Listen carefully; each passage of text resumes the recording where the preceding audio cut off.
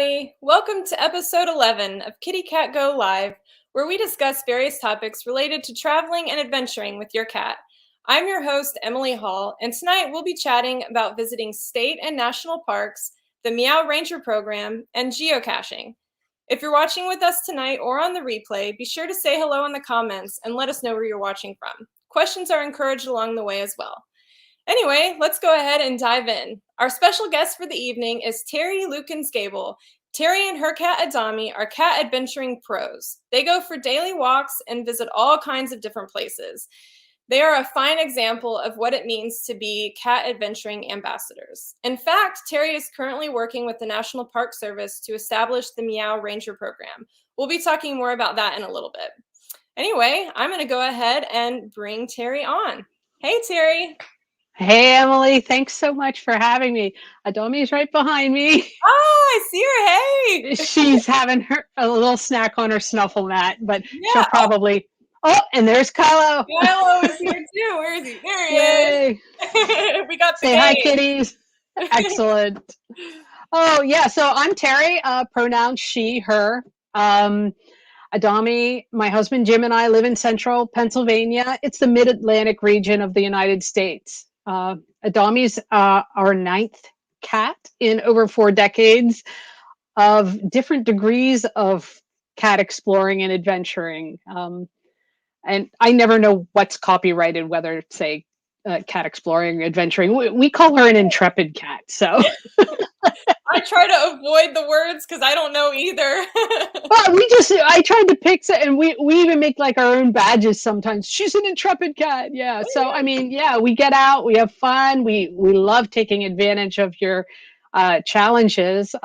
She's actually our first purebred from a local breeder, Bellissima Cattery, and all of our other kitties have been like rescues, but she's totally benefited from everything that we've learned from all the mistakes that we've made over the years. That all those cats have taught us so much. Mostly our last cat, Brabonto, he passed away a couple of years ago, but they've taught us so much.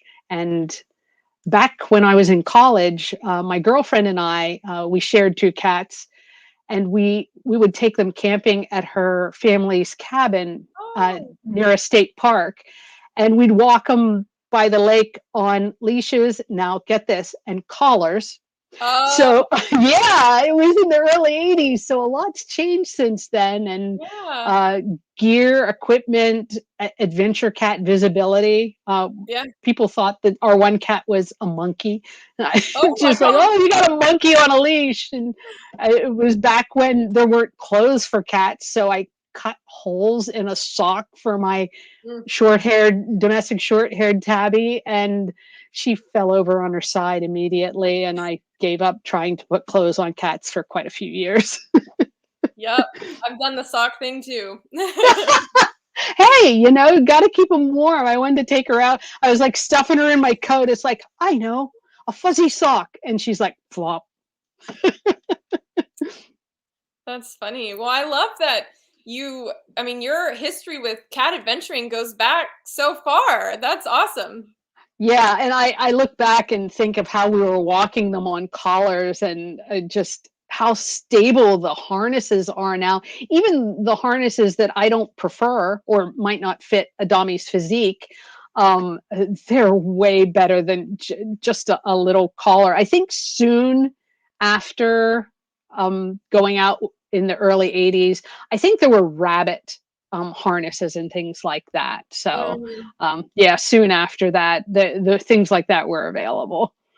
Yeah, and like rabbit harnesses and ferret harnesses, that's usually what we recommend these days for kittens and stuff, because they're small and they fit well. That was Brabonto's first harness, was a ferret harness, because we were like, what do we do with them? And someone suggested, and it's just a tiny little figure 8 thing, but it really worked for him until he could fit into all of the other harnesses. So yeah, very cool. Well, you and Adami, you guys go all kinds of places, but I know that visiting state and national parks is like one of your favorite things. So What can you tell us about that? What do people need to know about visiting those places? And are there rules and regulations, stuff like that? That's a good question, Emily. State and national parks are great and not great because of rules. Yeah. And nowadays, with access on the internet, you can go out and find each and every one of these parks' websites, and it'll include great tips, maps, brochures. And I want to read something from a specific national park site tip. I'm going to just read their quote. It says, "Remember, you're taking your pet into a different environment and you're responsible for your pet. Do you have enough water for your pet, you and your pet? Does your pet have the endurance and paw pads to hike the trail you have chosen? How will your pet react if you encounter a bear, skunk, or snake? If your pet becomes disabled on trail," that's a good point, "what will you do? With a little preparation, you and your pet can have an enjoyable trip." So instead of just kind of off the cuff, oh, here's a trail, it's like they've got tips out there. Yeah. Um, yeah, but with that comes the rules, which is like they have limited hours. Hmm. They limit the access to their day use areas. Pets are limited to certain trails. Pets are not allowed in most buildings, and this probably right now with masking and all, Hmm. almost no buildings, and limited to what water access they can have, beaches, and being able to. There, it's almost always they're asked to be on leash. Unlike some other countries like Australia, any place a leashed dog is allowed in national parks, cats are also allowed. Hmm. Yeah, but it's not that way like in Australia. Yeah. So it depends how you feel about rules in general. Are you someone that would rather beg forgiveness or ask permission? If you see a sign that says no dogs allowed, you go, that'd be safe for my cat. I'll take my cat there. Yeah. Or, do you think, I should probably ask? Because that probably just maybe cats were an oversight. If a beach is empty, do you take your cat into the water to practice some cat adventuring, get their paws wet and, throw the boogie board in when because you read it on the website that it's limited and pets aren't allowed, it's restricted area. So it depends on what your attitude is. Do you want to sneak in, do what you want, where you want, in spite of clear signage? Or do you want to run the risk of personal consequences? And with that, it also impacts the future people who want to visit the park with their cat. So you're making an impression if you're caught. And thinking of consequences, the rules are set up because of things like don't go off trail, it might say, and that might be because it's an area that has porcupines. So, I mean, the rules are set up for a reason. And I think that we as cat owners, we can be great role models and gain a lot more respect and cooperation if we can respect the rules and try to change the ones that seem unfair. If it's like set up and it says, dogs only, or some certain cabins are only dogs, open up a conversation. Hmm. It's like, why dogs? Because cats and dogs both cause allergies. Yeah. And yeah, it's like scratching. Oh, well, the cats will scratch. Dogs scratch too. Open up a conversation instead of just kind of trying to sneak in. But, I'm not that much of a Girl Scout that I haven't bent rules. So, I'm not perfect, but just throwing it out there that's one of the things that makes state and national parks really accessible, that Hmm. the rules are there and they're long standing. Yeah, and I mean, of course, I've bent rules before too, but I tend Sure. to be of the mindset, whatever, if they don't specify cats in any way, will just follow whatever the dog rules are, because I assume the only reason they didn't specify cats is because they didn't even think about the fact that people are coming with their cats. They just assume Right. dogs, so I try to set a good example and follow whatever the dog rules are if there aren't any cat specific ones. I think that's Yeah, important. I think that's safe. Yeah. Yeah. So have you, in your experience, I guess all of the parks have different rules, right? So like what one state park or national park allows doesn't mean that another one is going to have those same rules. Have you found that any particular parks are more pet friendly than others?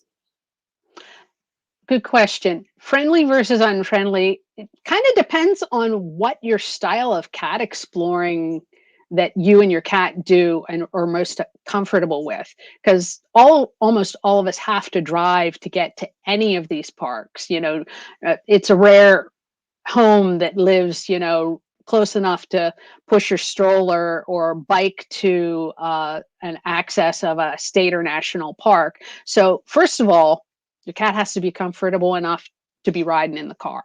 Mm, So, what is pet friendly? It's like, well, if I have to drive to it, that's something my cat can't do. So, that's a consideration, comfort with the car to get there. And then there's, the park or location itself. Just because you want to go on a hike and see waterfalls doesn't mean it's a good choice for your cat. Because, think about what your cat's experienced. And just because, oh, I was there as a kid, I really want to see that again.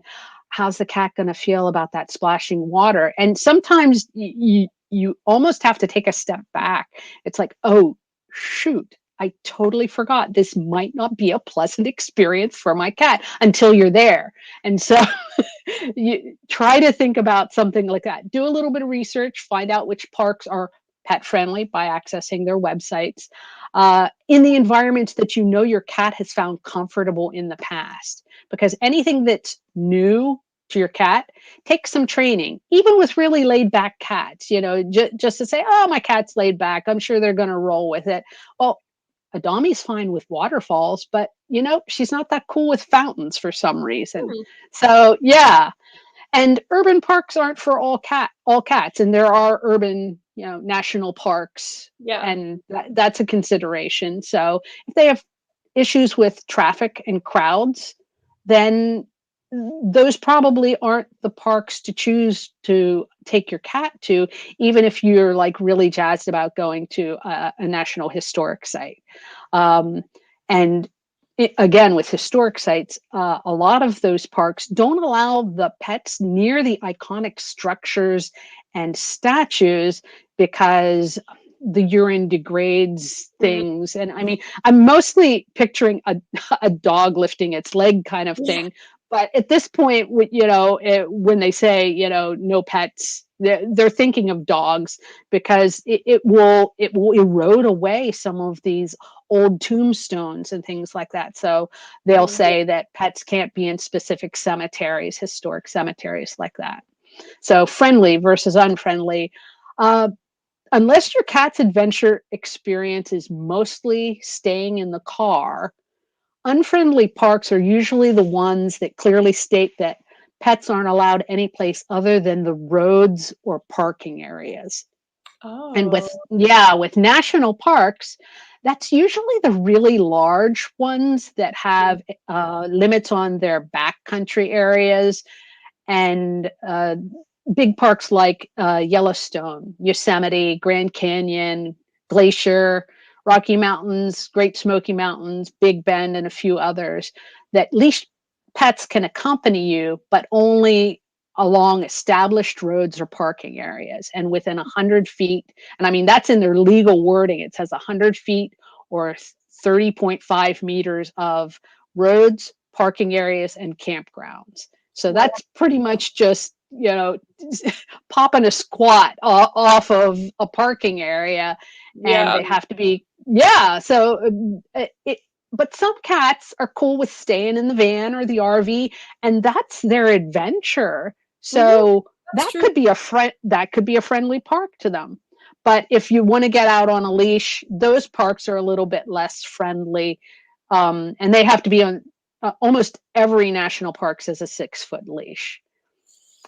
But That's good to know, pets, because I know a lot of people use like the extendable and retractable leashes and stuff. I actually marked mine with a Sharpie at 6 foot when we were Oh, so it's like, okay, brakes on right here, put the lock on. I don't want to be breaking this rule because I felt like I was, an ambassador Mm-hmm. for anyone that saw us. It's like, if a ranger sees me, I don't want to be a real ambassador for having my cat here.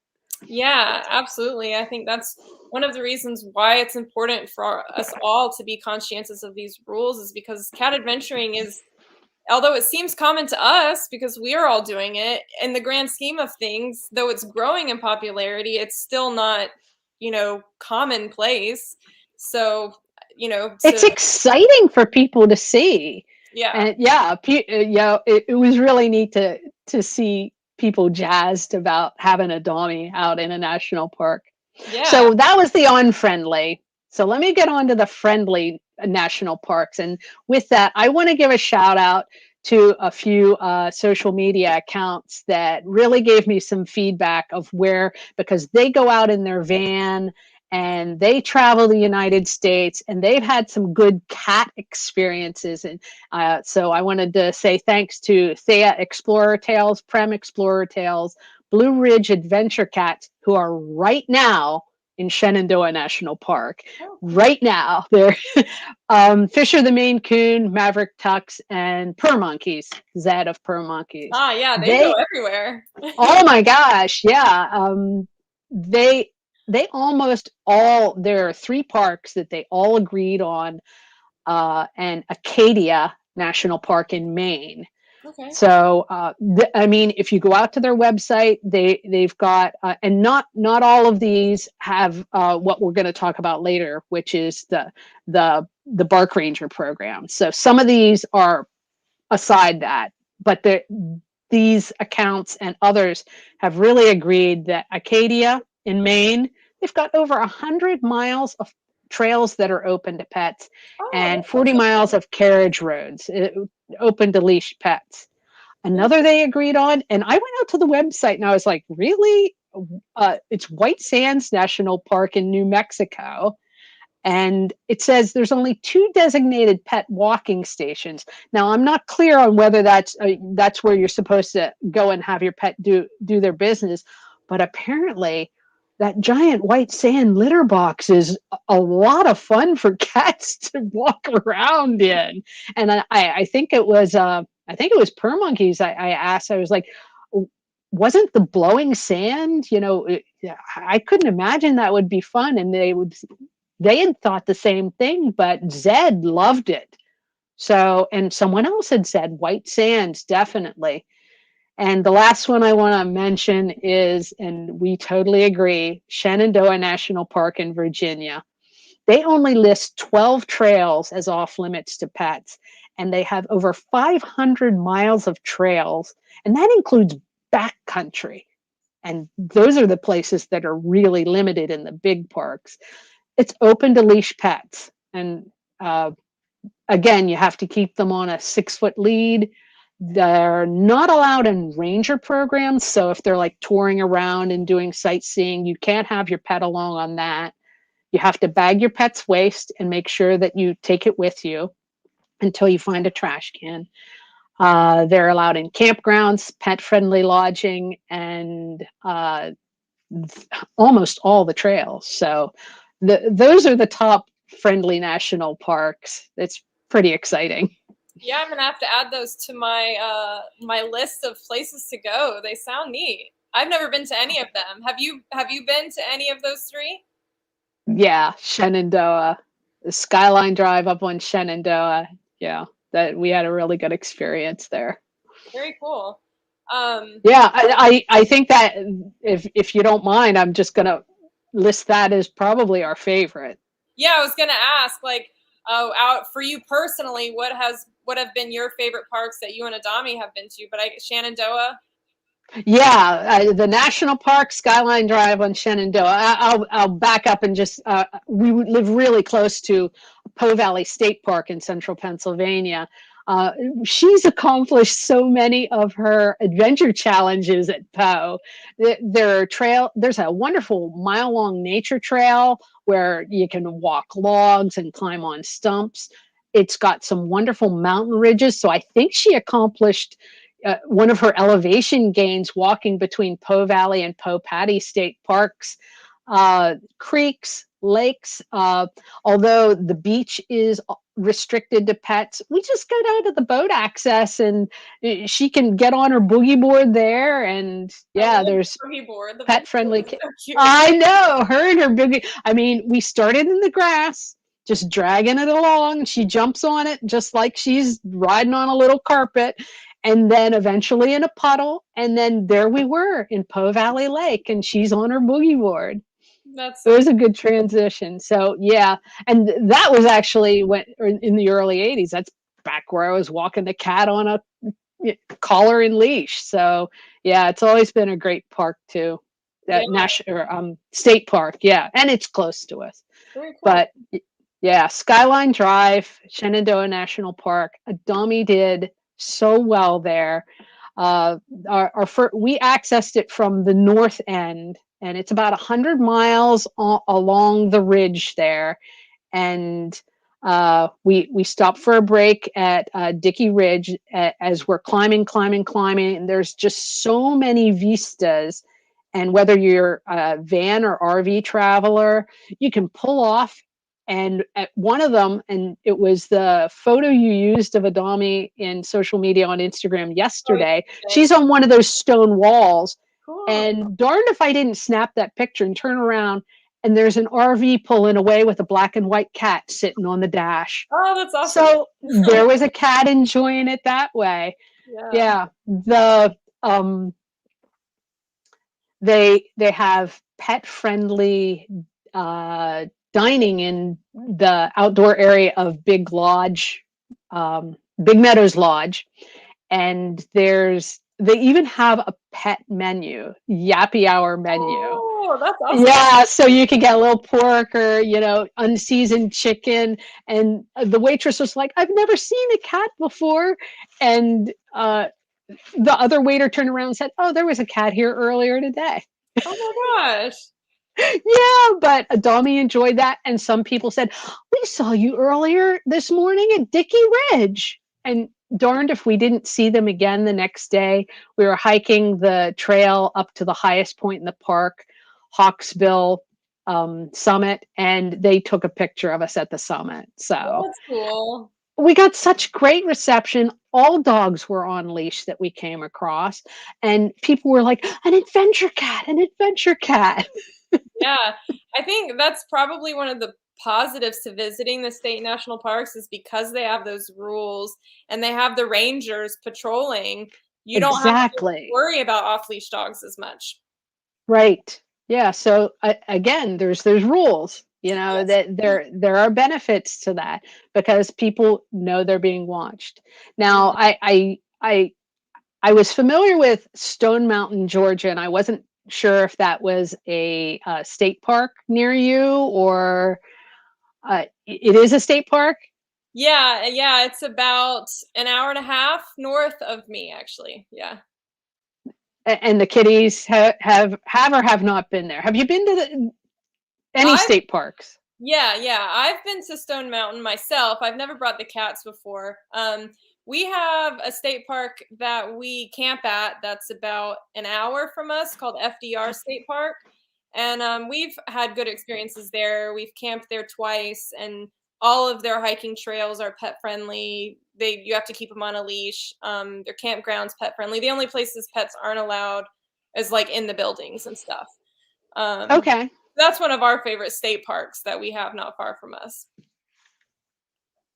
Yeah. That's a good one. Yeah.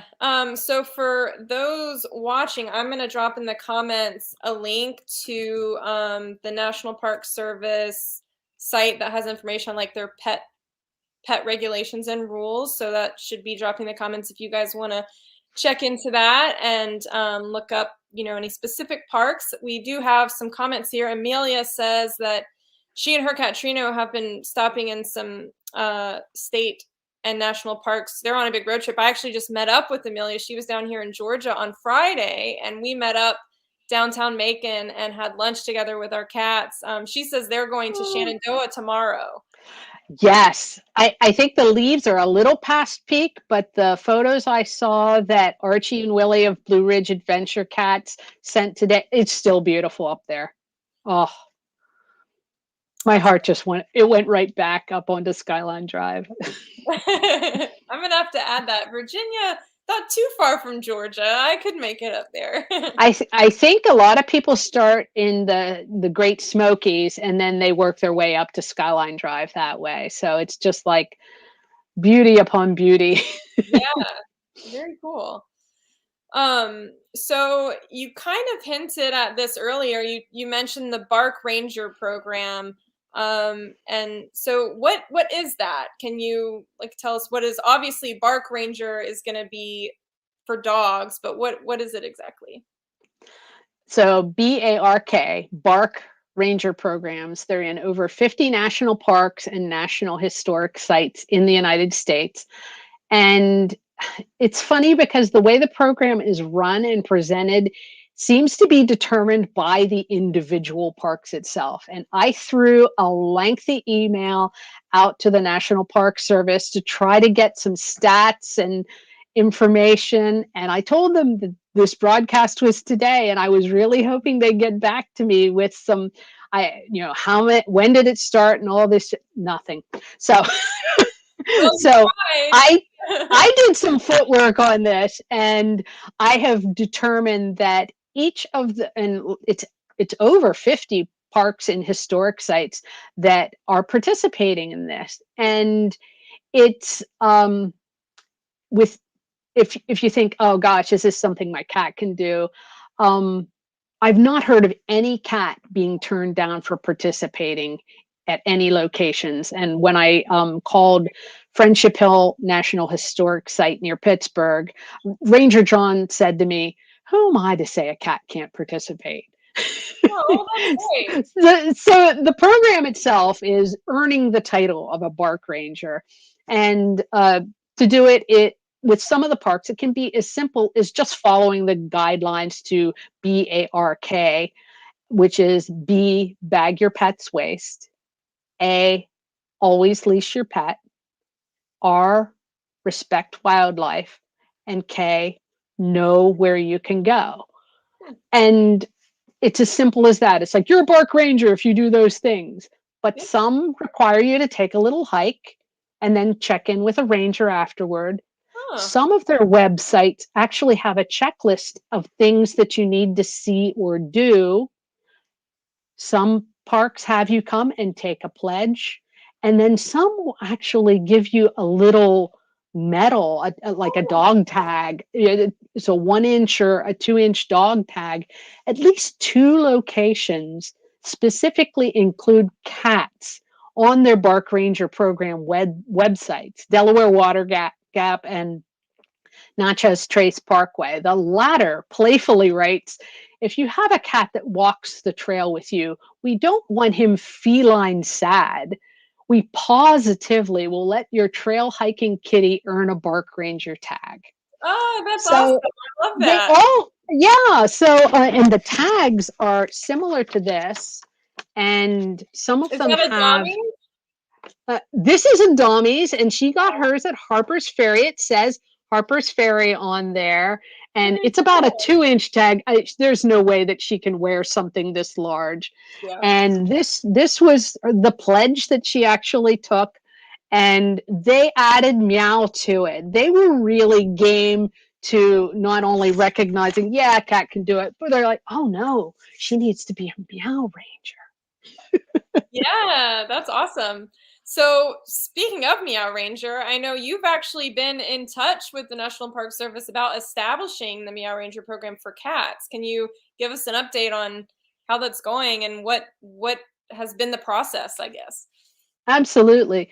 Um, Being individual parks that are embracing it, I think it's almost incremental, which are even wanting to have it as outreach and stewardship at their location. So it's not like there's a blanket meow ranger that can be integrated with Bark Ranger, since it isn't all of the parks. Yeah. But what I'm targeting is the actual legal wording. and communicating with the national park system and getting them to change that wording. And it's going to take some time. But currently in some places, it actually says dog. And it would be nice if it could at least say pet. Yeah. So, yeah. So recognizing that pet is a lot more inclusive, but with the individual parks, making them aware, and just seeing some of the parks are starting to say cat. And what I threw out to Harper's Ferry National Historic Site was, you seem game to having MEOW Ranger. Maybe we could have a MEOW, and instead of the BARK, M is must bag your pet's waste and take it to the nearest trash can. E, every pet must be leashed. O, observe wildlife with respect. W, wisdom of rules and where you may go. And so I love that. It's perfect. Yeah, and it worked. And they put it out on Instagram so that I wasn't the only person having a finger in it. They were trying to gain some information or traction or interest from other folks to get other ideas what might be interesting. Yeah. So I guess the best thing we can do right now, until the legal wording shifts and all those things take so long, as a community that travels to national parks with our cats, express an interest and say, oh, do you have the Bark Ranger program? Point out how it would be more inclusive if they do, if they would change the wording to embrace cats. And they all seem game. So then take it to the next level. It's like, oh, could she take the MEOW Ranger pledge? And, just be good stewards and get the word out there, have our cats doing the right things and show how they can follow the rules too. Yeah, absolutely. And I'd be curious to know if anyone watching, has anyone else gone through the Bark Ranger program with your cat? Let us know in the comments. I'd love to know if anyone else here is a Bark Ranger. I haven't done it yet. I haven't been to any national parks with my cats yet. So I'm going to have to get that on the list of things to do. I meant to mention that earlier. When I was doing my research, I actually saw, we had been wrongly told that Adami was the first. Well, she was the first at Harper's Ferry. But back in 2017, I found a cat named Baby Corn became a Bark Ranger at Montezuma National Park. And Zed did at Russell Cave, Mr. Bentley Cat at James A. Garfield National Historic Site. So there are some out there. So I just love to know other MEOW Rangers. Yeah. Amelia says they were going to do it at Harper's Ferry, but they didn't have it going when we were there. Must have been like too late in the day, she thinks. So maybe another time. Momo and Appa have been to Delaware Water Gap. Wasn't that one you said has a Bark Ranger program? They actually, they have not only have a Bark Ranger program, but they specifically mention that cats are allowed. And then afterward, they're asking for people to send photos of their cats, and they put them out on the web page as Bark Rangers. Very cool. Oh, so they just chimed in again, Momo and App, and said they haven't done the Bark Ranger program, but they've chatted with the Delaware Water Gap about including cats more, and they were very game and have had several cats visit there. So that's great. It looks like it's happening. Absolutely. Yeah, this is what we do as a community. Yeah, absolutely. So I'm going to I have another link to the National Park Service website that Terri provided. Thank you for sharing all these links with me. I'm going to drop them in the comments for everybody. So if you want to check out the pages about the Bark Ranger program, you guys can follow those links and read more about it. And I guess you'd probably need to look into if a specific park has it or not before you go.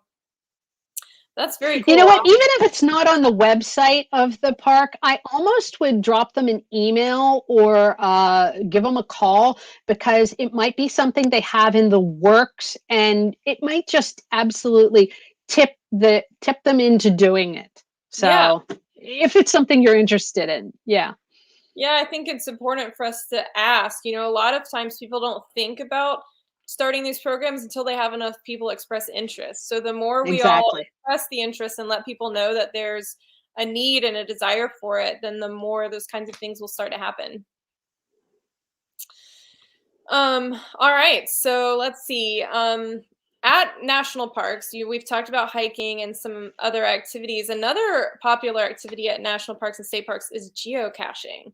So this is a task that we usually always have on the Adventure Challenge. That's right. There's always some people who are like, what's geocaching? So tell us, what is geocaching and how do you do it? Well, geocaching, even on their website, they call it a real world treasure hunt.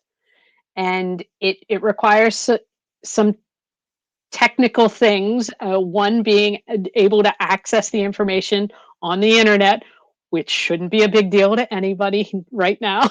Yeah.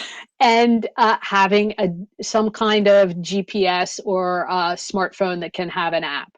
In the spring of 2000, GPS technology became much more widely accurate and available to the general public. That satellite information was released.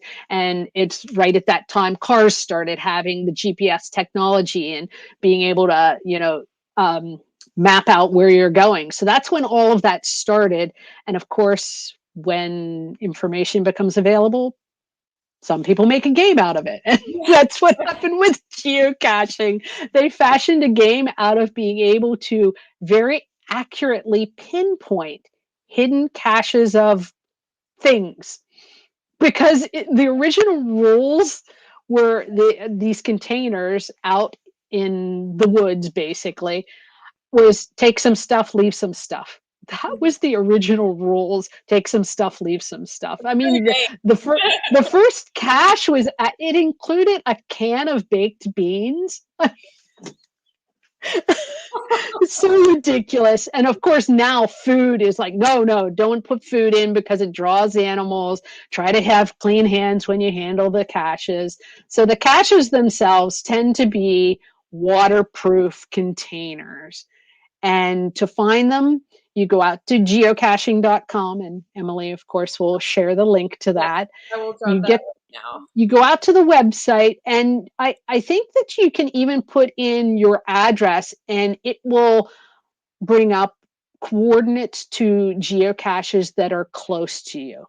And then you can put those coordinates into either the geocaching app on your smartphone or on a handheld GPS. Oh, that's cool.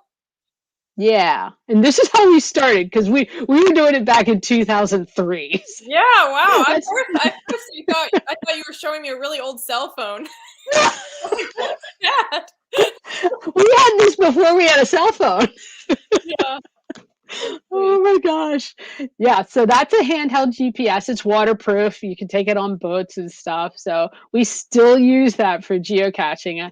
I don't know. I'm like, I don't know what to do with this app. So so the goal is to find the cache, and they're different sized containers.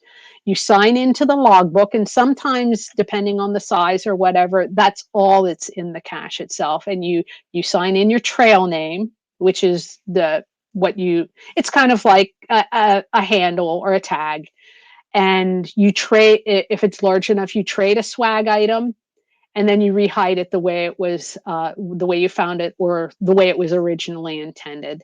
Mm-hmm. The swag items tend to start out as nice trinkets, and you're encouraged to trade equal value trinkets, but they tend to degrade over time. So where it might be like a wonderful quarter from the state and a nice little charm, but somebody decides eventually it ends up being a golf ball and a Band-Aid. So sometimes the swag isn't all that great. So the goal is finding it and logging in, and then you log it online also. So yeah, the last geocache we found, I had like a KittyCatGO sticker, and perfect.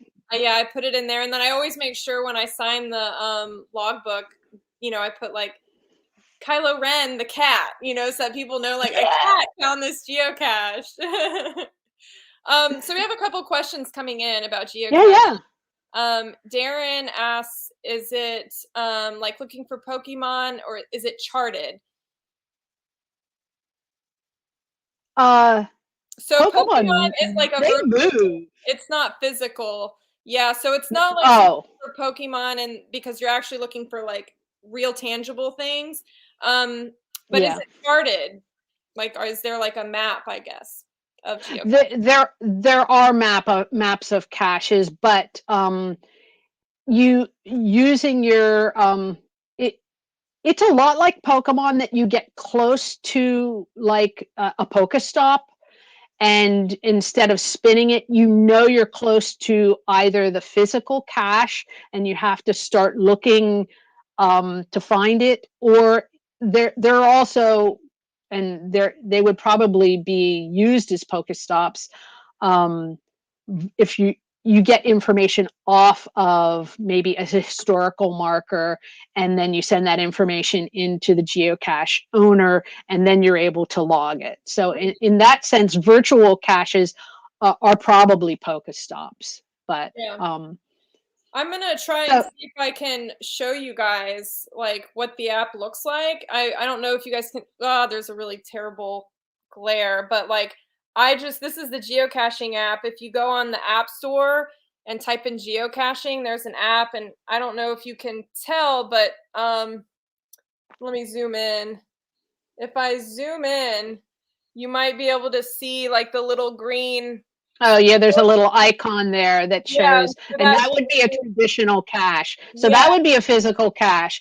I think one of the best things about geocache locations is they can take the seeker to a wonderful spot that might be just down the street from you, or on a trail you hike all the time, that shows you something you hadn't noticed before. yeah, Or it's like, oh, there's a geocache there. Why would it be there? It's like, oh my gosh, there's a little park there that I never knew about. yeah. So that's that. And that's the cool thing, because it gives you and your cat another place to check out. Hmm. And cats are great cover for looking for physical caches.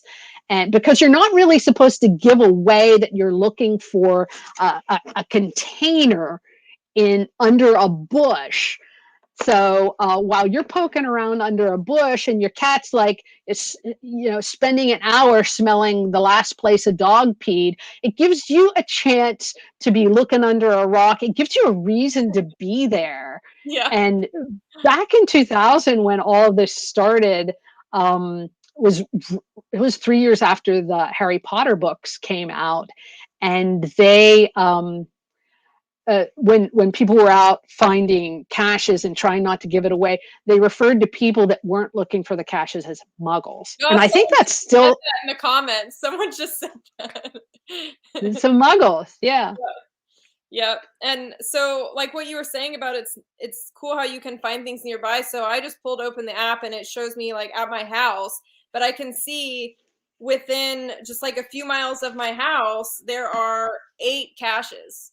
You know, Right. and I actually on the last challenge I picked one near my house because I was like, well, this is weird because I don't live like in the woods. I live in the suburbs. I was like, why? Right. I always think of it as being like out in the middle of nowhere kind of thing. But the cache that Kylo and I went to was at the mall down the street from our house. There was like a little birdhouse hanging in one of the trees at the mall, and it was a little cache.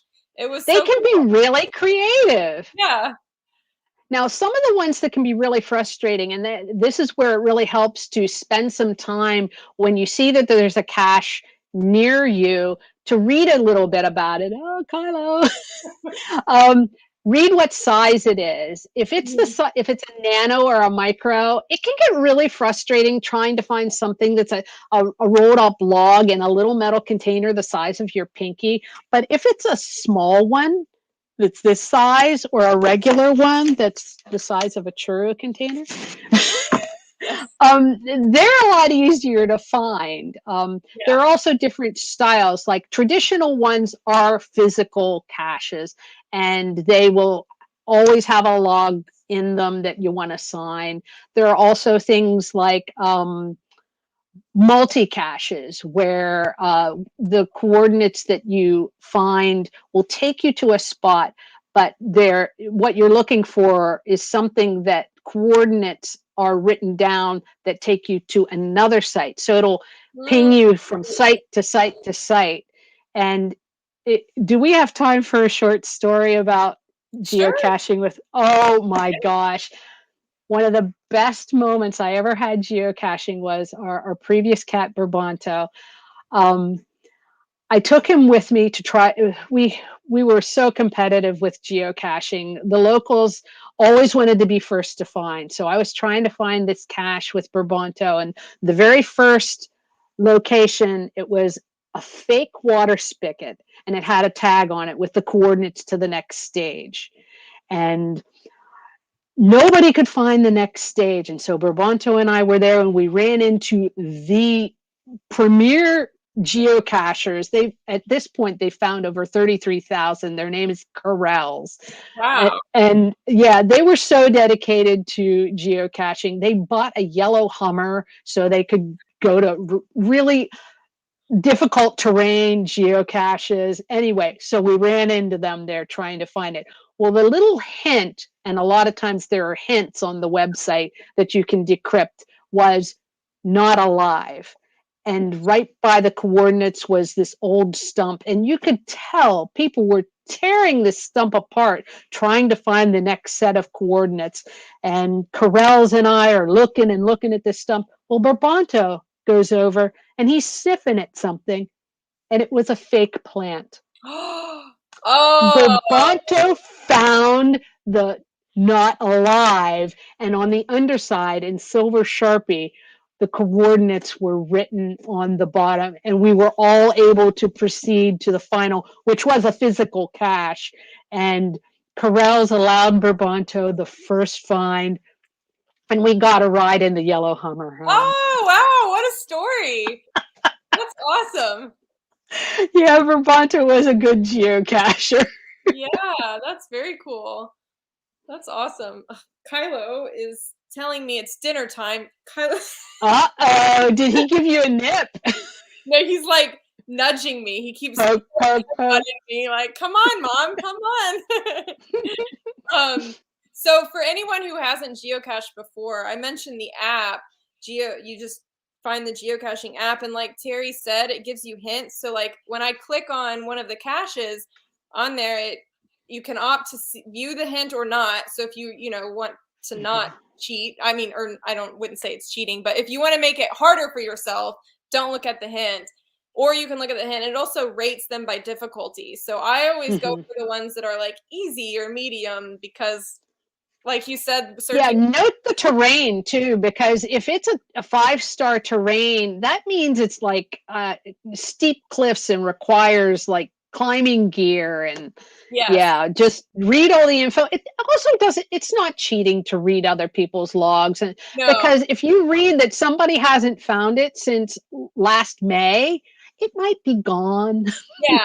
Yeah, I was gonna say, check the log, because it tells you when the last time somebody logged it, and if the date is a long time ago, I wouldn't, don't bother, because like you said, it might be gone. And then it also, like, as you get closer, the app will tell you, like, you're 20 feet away, and it gives you the direction. So, your phone acts as like a compass to take you to the cache. That's how I do it, at least, is on the app. It works. Yeah, well. It's what we used to call the bee dance, that you walk a little bit this way. It's like a bee trying to communicate with others how to get to the wonderful field of flowers. So you're going this way and that way, and yeah, doing the bee dance. Yeah. So another activity that's very similar to geocaching, and it's one that I've never done. You're actually the one that I think I heard about it from, is letterboxing. So what is letterboxing, and what is the difference between letterboxing and geocaching? Well, a letterbox hybrid is actually one of the types of geocaches. Like I had said about the multi-cache, there's the traditional. a lot in state parks and national parks are virtual or earth caches, where there isn't something that they don't want people tearing up the terrain and walls, finding stuff like that. The earth caches have a geological theme, so that's nice. But a letterbox hybrid, it harkens back to a game that was established over 100 years before geocaching, where similarly there were containers or caches that started out as postcards, and it was take a postcard, leave a postcard, and people would like mail them to each other, kind of like a card exchange, holiday card exchange, except it was like out on the moors in England. That's And so instead of coordinates, and the clues can be coordinates, but there are written clues, and sometimes they're really creative and written in a poem way. Again, it's out on a couple of letterboxing websites. People can be creative, like follow the blue trail till you see Snowball Hill, and maybe it's just this domed building or something like that. It's sort of like a riddle. You're solving a riddle. Exactly. If it's a really good letterbox, once you find it, now instead of postcards, there is a logbook, like with geocaching, and typically a stamp inside. So you take a logbook. Well, here's Brabanto's logbook. This was his signature stamp. So to sign in, you have a stamp that you put into their logbook, and then you get an image of one of the stamps that are in this was pirate themed. So yeah. And cool. So there's always a stamp in the letterbox that you stamp into your personal logbook. So the best of the letterboxes take you to wonderful locations, have creatively written clues, super hand-carved stamps. Now, to play, a lot of people just get a store-bought stamp to start. Some people just use their thumbprint and like draw cat ears on it, a little tail, and say, Adami was here. But Adami has her own stamp, so yeah. Oh my gosh. Yeah. That's so cool. Is it as like common as geocaching? Like, are there as many letterboxes around as geocaches? Maybe more, because you don't have to go through an approval process. Oh. So they can sneak in places under the radar. Oh, but geocaching is so popular now, I can't say that. But there are a lot of letterboxes out there. You just don't know where all of them are until you solve the clue. Yeah. You can go out and put in your location, but even if you put in like your state, there are mystery boxes that if you solve some of the clues, it's like, oh my gosh, that's just a couple miles from here. So that's so cool. Yeah. I'm gonna maybe put letterboxing on the next challenge instead of Oh my gosh. Yeah. Something different. That's cool. So I'm gonna drop some links again that Terri provided for some sites about letterboxing for anybody that would like to check into that more. I know I will be. I've never done that before. It sounds really cool. All right, so I just dropped those. Gosh, I love Adami's stamp. Is that symbol? Is that like a Star Trek thing? If you look at it, it's based on Deep Space Nine, a Bajoran symbol. She's named for Kai Wynn Adami, which was like a religious leader of Bajor, and then we adapted it. It's hard to see, but this is hand carved. Wow. Yeah, it's like a Bajoran symbol with the Deep Space Nine docking rings. It's so cool. Did you carve it? You know, it's science fiction geeky. Oh, I love it. Did you carve it? Jim carved this one. Yeah. It's anything that has fine details. Jim carved. Oh my gosh! But I think I carved Brabanto's, which was a cat skull and crossbones. That's so cool. Yeah, he was a pirate cat. He was named Brabanto is named for a pirate in a ballet. So very cool. Very cool. Can you guys hear Kylo? He's like, what's he saying? Dinner. I didn't hear him. Aw. Yeah. Baba. keeps Yeah, talking. Dami was poking me for a while, but she went away. She's probably bugging Jim. That's funny. You're being very rude, Kylo. No, we want to see Kylo. Well, if anybody has any questions for Terri about anything about visiting state national parks, geocaching, Bark Ranger, MEOW Ranger, drop them in the comments. But I'm going to start wrapping things up.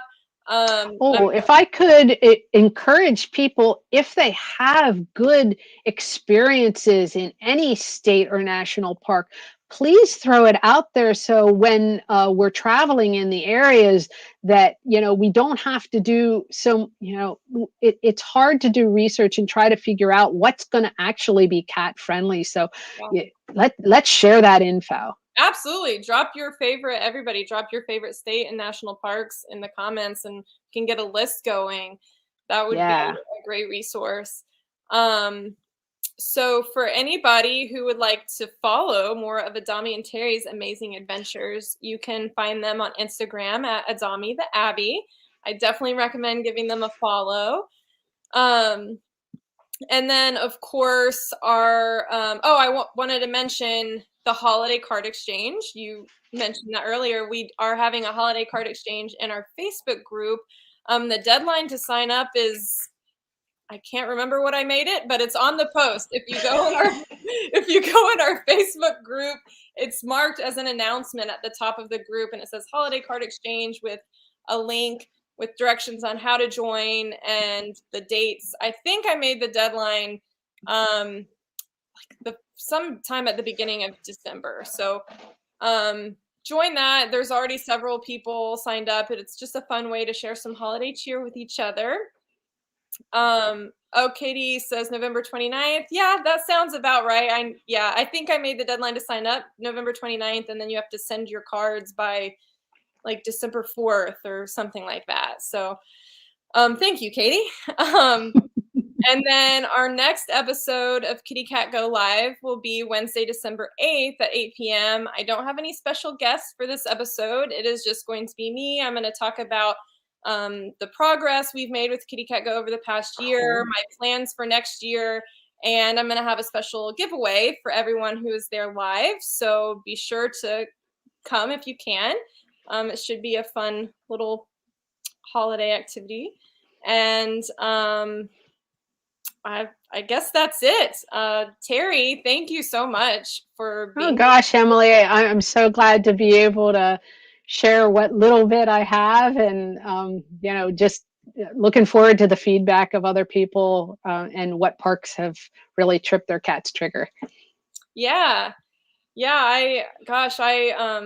I've learned a lot tonight, and I have a list I'm going to have to start making of places to go. Because I'm excited. Delaware Water Gap is like high on my list, just after seeing Momo and Appa and what they enjoyed there, and knowing that they're embracing cats. Oh yeah. Yeah, that sounds awesome. Terri says that they stayed 2 nights at Silver Falls State Park in June and had a great time. Some trails are leashed, pet friendly, and well marked. So yeah, Silver Falls State Park, is that, I know you're in Oregon, Terri, is that in Oregon? So yeah, awesome. I'll have to add that to the list too. Oregon is on my list. I'd like to make it up to the Pacific Northwest. That's an area. It sounds so beautiful. It does. I bet the state parks there are awesome. All right. Well, guys, thank you all for joining and watching tonight and sharing your experiences and recommendations in the comments. And Terri and Adami and back there. I know, right? Thank you guys. Finally got her back.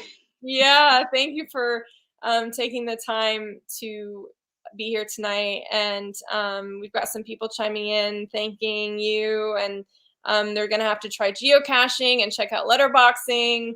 Oh, yeah. Yeah. And then they haven't tried any state or national parks in the U.S., but we have gone to provincial parks. Oh, so yeah, Canada, you guys have the provincial parks. So definitely drop those recommendations too. We have a lot of Canadians in our community. So that's awesome. Yeah, I wish I knew more about them. So I look forward to seeing what people are enjoying. Yeah, for sure. All right, everybody. Well, thanks again. And if you want to continue the conversation about anything, we have our Facebook group, KittyCatGO Adventure Team, and we'll see you around. Happy adventuring, everybody.